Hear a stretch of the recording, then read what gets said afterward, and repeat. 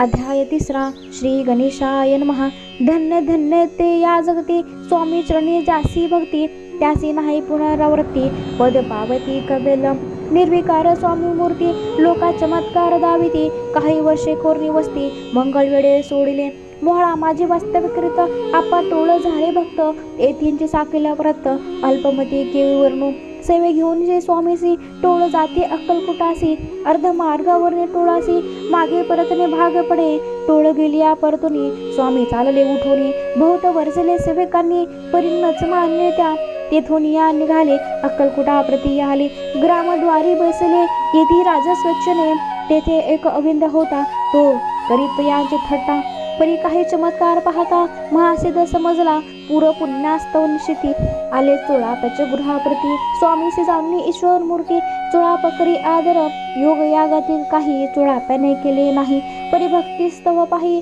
स्वामी आले सदनाते, तुयाचे दे कोण्या भक्ती, स्वामी तेथे भोजन करती, तेव्हा चोळाप्याच्या चित्ती आनंद झाला भोवसाळ, तैपासून त्यांचे घरी राहिले स्वामी अवतारी, दिवसेंदिवस चाकरी चोळाप करी अधिकाधिक, तेव्हा राज्य पदाधिकारी, मालोजी राजे गादीवरी, दक्ष असून कारभारी, परमज्ञानी असती जे, चोळाप्याचे गृहाप्रती आले कोणी येते, लोका चमत्कार दाविती, गावात मात पसरली, लोका माझी पसरली माता, नृपासी कळला वृत्तात, आपली या नगरात